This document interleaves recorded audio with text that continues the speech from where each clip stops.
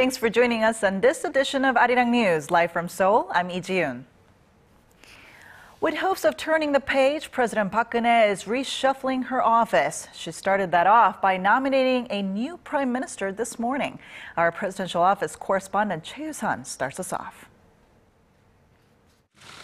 President Park has nominated the ruling party's floor leader Lee Wan-koo as her new prime minister. Lee, a three-term lawmaker, is thought to have gotten the president's nod for how he negotiated thorny issues with the opposition as floor leader in the past year. The nominee fully understands President Park's policy direction and has closely cooperated with the opposition to restore parliamentary proceedings. He's the right person to carry through the economic innovation plan, public sector reforms, and communicating with and working for the public. Friday's nomination was widely expected after the president retained Prime Minister Chung Hong-won last year, despite his resignation to take responsibility for the government's botched handling of the Seoul I ferry disaster. While Lee needs to get parliamentary approval to take office, there's been no announcement yet on the nominee for the vacant seat of Oceans Minister. In a likely response to her approval ratings plunging to 30% following allegations of her aides abusing power and disorder within her office, President Park reduced authority of some of her longtime aides. But her chief of staff, the one many watchers had speculated will be dismissed, is going to stay put for now. Instead, the president has named a new senior policy coordination secretary, Hyun Jung-taek, to better coordinate her policies inside the presidential office. President Park also announced a new lineup of 4 special advisors whose main task will be to actively communicate the president's policies with parliament. Meanwhile, President Park's civil affairs secretary was promoted to senior secretary after his former boss Kim Young-han resigned, having refused to appear at a parliamentary hearing for a recent document leak scandal. Choi You-sun, ARIRANG News. And regarding that nomination, the new Prime Minister nominee Lee Wan-koo promised to speed up the country's economic recovery if he's confirmed as Prime Minister. Our National Assembly correspondent Park Ji-won has the story. Speaking to reporters right after the presidential office of Chung Wha-dae made the announcement, the three-term lawmaker said his top priority is improving the economy and the livelihoods of the people. He also stressed the importance of communicating with the opposing political camps and vowed to carry out necessary reforms. The 65-year-old politician also said he'd be direct and honest with the president. I believe a good prime minister should not hesitate to be honest and forthright with the president. I will try to be a prime minister that speaks his mind, even if what I say is critical of the president.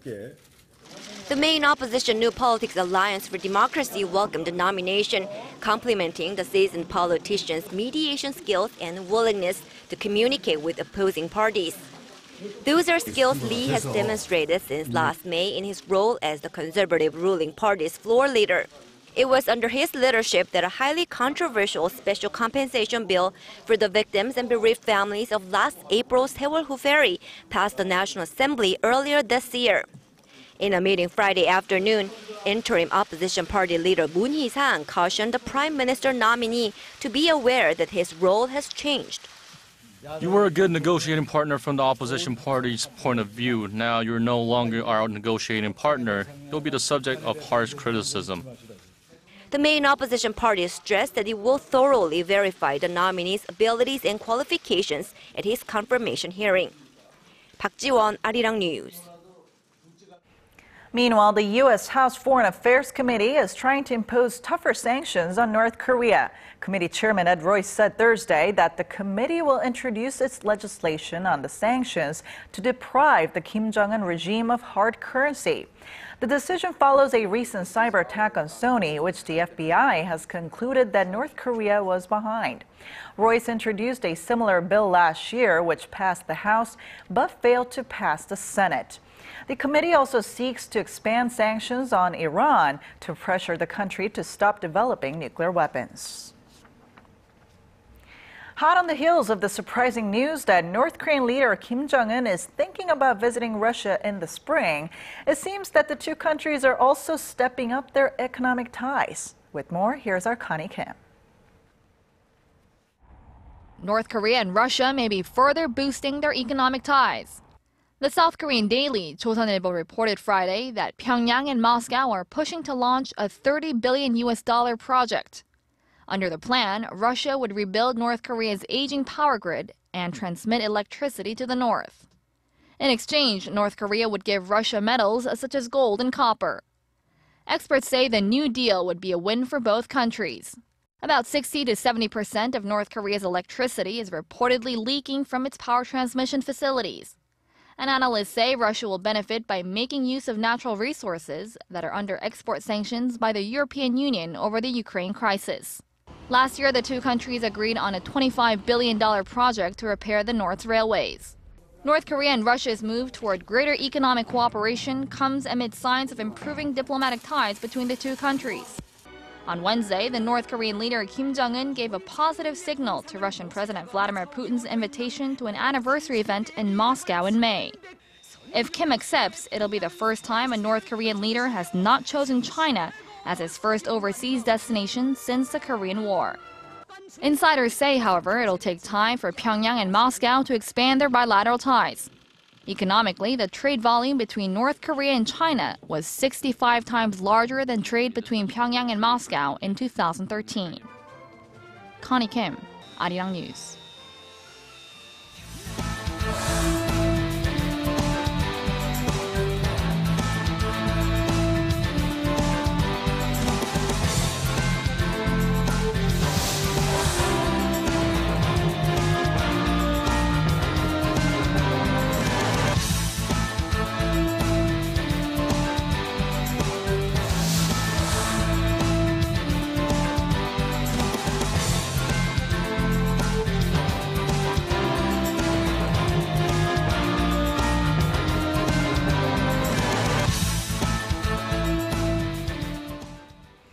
$1.25 trillion. That's how much the European Central Bank plans to pump into financial markets in a desperate attempt to stop the flagging Eurozone from shuddering to a halt. Our Shin Se-min tells us more. The European Central Bank says it's going to buy an unprecedented amount of bonds, pumping money into the stagnating Eurozone economy. The central bank said Thursday that its purchases of government and private sector bonds worth 60 billion euros, or roughly $68 billion will begin in March and continue through at least September of next year, or even longer. The total will reach some $1.3 trillion, much more than the $568 billion initially expected.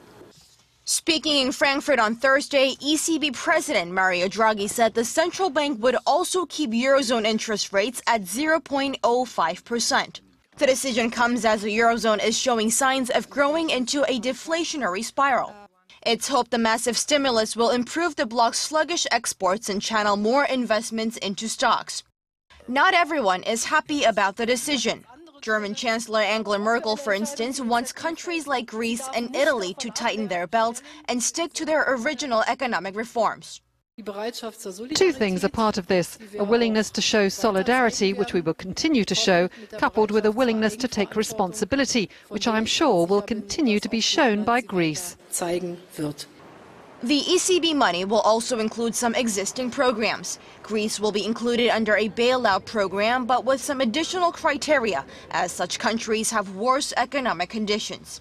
The announcement stunned traders, with most markets across Europe posting gains. Stocks on Wall Street also reacted positively. On the currency markets, the euro slumped to an 11-year low of $1.13 against the greenback. Shin Se-min, ARIRANG News. And the European Central Bank's stimulus program is also expected to have a positive effect on the Korean economy. A senior official at Korea's finance ministry says such a massive injection of euros into the market will depreciate the currency, which will then benefit Korean companies with manufacturing plants in Europe. The official also had hopes that the stimulus will help Europe recover from its prolonged economic slump. Meanwhile, Finance Minister Choi You-sun expects the bank's bond-buying programs to not only help boost growth in Europe, but also help the overall global economy.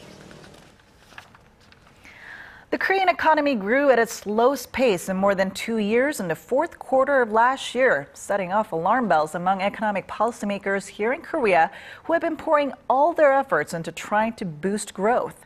Our Hwang Jae has the details.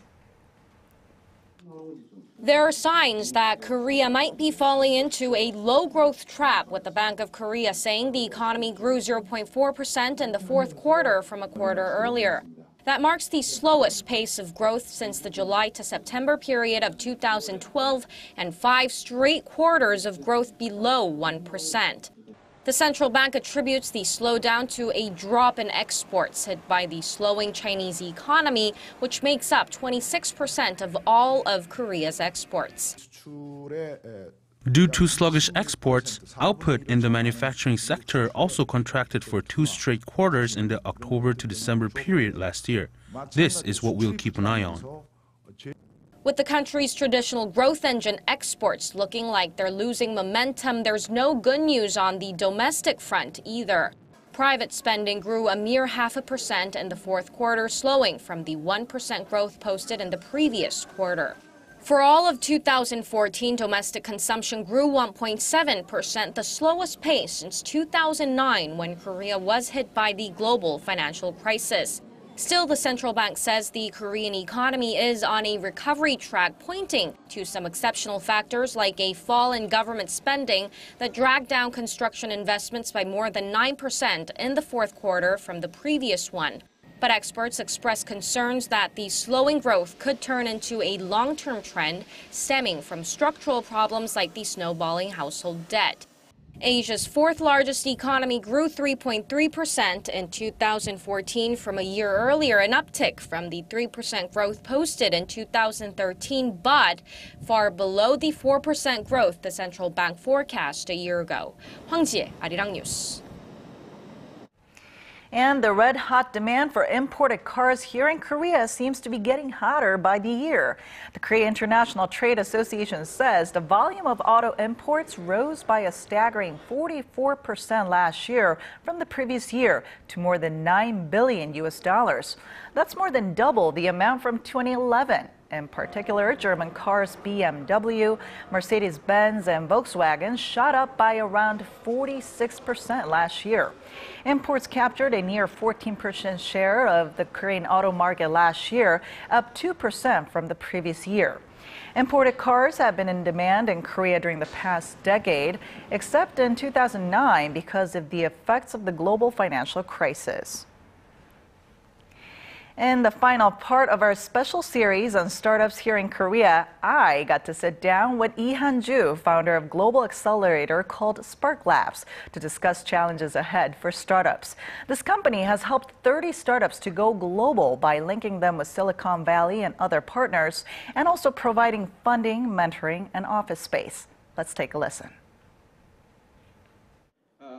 Korean economy has a long tradition of cooperation between the private sector and the government. In fact, a lot of the chaebols, if you look at their history, got their start because of the Korean government support.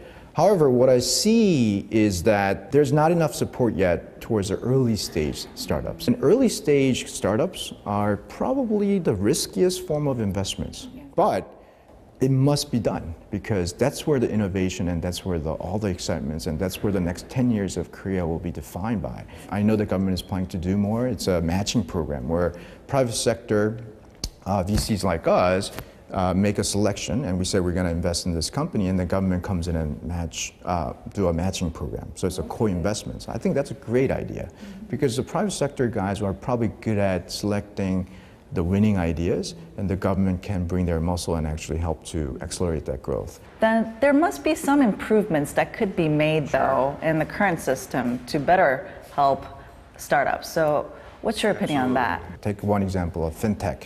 So fintech, it's a short for financial tech. Probably the most famous example of that is PayPal, or nowadays Alipay, or what you see with iPhone 6 with the Apple Pay, internet banking.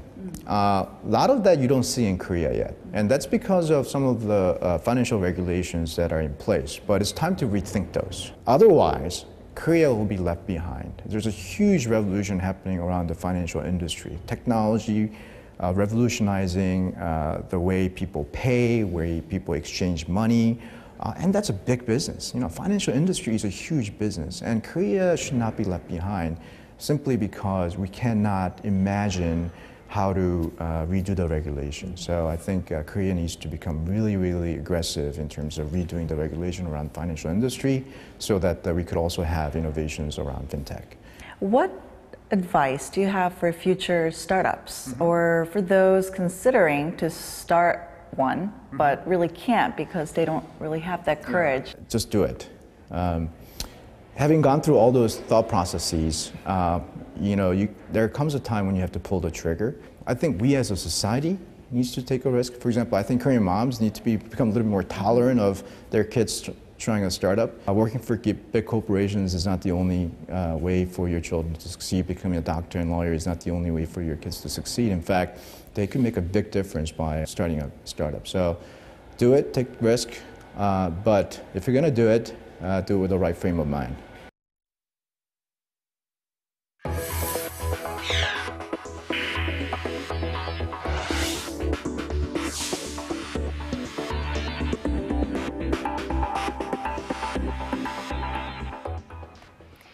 Well, daycare centers across the country will be under stricter regulations this year after a growing number of child abuse cases were reported in recent months.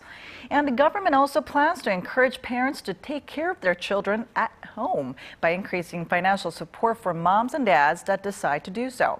Our Kwon-soa has the details. With parents in shock following a string of child abuse cases at daycare centers in Korea, the government has decided to make installing CCTVs in childcare facilities a must across the nation. There are already surveillance cameras at 7 out of 10 centers nationwide, but the government plans to raise the number to 8 this year and 9 next year. The law is expected to be passed in March as both the ruling and main opposition parties now see eye to eye on the issue after some previous disagreement about the installation of CCTVs. Also included in the law is a one-strike-out system that would shut down a daycare after one incident of child abuse. We will push ahead with reviewing the law at the National Assembly in February. The government is also looking into a revision of its financial support system for childcare.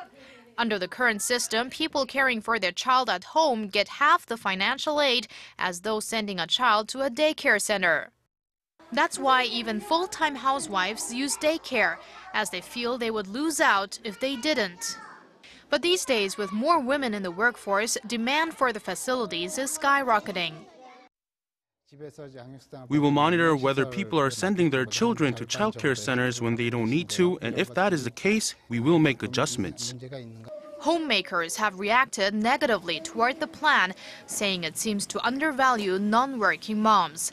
The Welfare Ministry says it expected some controversy and will conduct surveys to come up with a more detailed plan by sometime around March. Kwon-soa, ARIRANG News. Over in Saudi Arabia's King Abdullah, who had been ill from pneumonia and a lung infection, passed away at 1 a.m. on Friday. Saudi state TV said he would be succeeded by his half-brother, 79-year-old Prince Salman, who had already begun to take on some of the king's responsibilities. King Abdullah was known as a leader who tried to modernize his very conservative society by providing more opportunities for the kingdom's women and its growing youth population. His passing comes at a challenging time for Saudi Arabia, the biggest oil producer in the Organization of Petroleum Exporting Countries. Oil prices jumped after the announcement. Futures advanced by 3% in New York and 2.6% in London. And to the chaos in Yemen, a major U.S. ally in the Middle East is without a government or leader today. Its president, along with the prime minister and cabinet, resigned on Thursday, leaving the government's opponents to take the reins. Our Connie Lee has more. After days of turmoil, Yemen is in even deeper chaos today. Its president stepped down on Thursday night, shortly after the prime minister and cabinet also called it quits.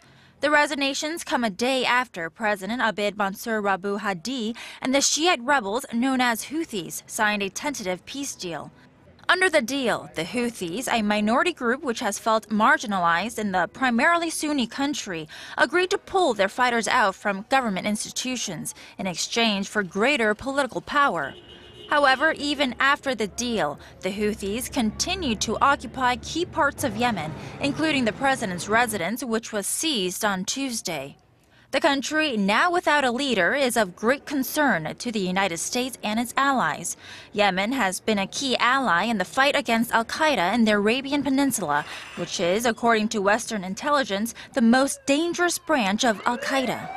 The group recently made headlines after claiming responsibility for the killings in Paris at the offices of French magazine Charlie Hebdo.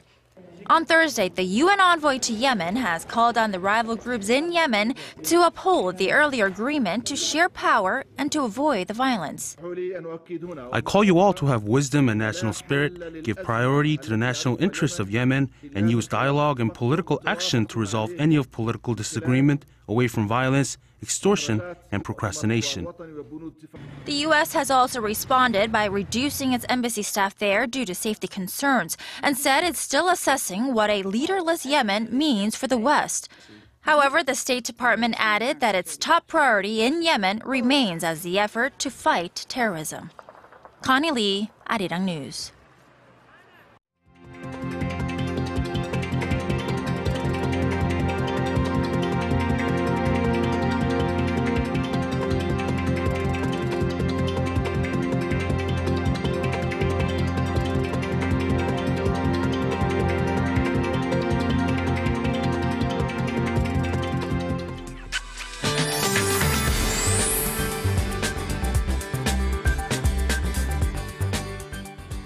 Welcome back. I'm Michelle Park here with the latest weather forecast. We have more spring-like weather here in Korea today. And currently, with all the cloud cover, the air feels much colder than the usual, but temperatures are still above the seasonal average, with daytime highs expecting to range between 3 to 11 degrees Celsius. Now, we have partly cloudy skies at the moment, which will clear up as we proceed into the day, whereas some regions, including Seoul, are also experiencing a smog effect due to a mix of dust and fog, which will slowly fade away as the temperature rises. Now, for those of you looking forward to the weekend weather, the weather will generally be fine with similar highs and lows, of course, and until Sunday evening when rain is expected to fall nationwide starting here in Seoul. Now to our readings for today. Seoul will peak up to 5 this afternoon, meanwhile the southern cities such as Gwangju and Busan will top out at 8 and 9 degrees respectively. Now to other regions such as Jeju Island gets higher at 11 degrees, Dokdo hits down to 3, while Mankungang drops low to -4 degrees. Well, that's all for now. Michelle Park. Now here's a look at the weather conditions around the world.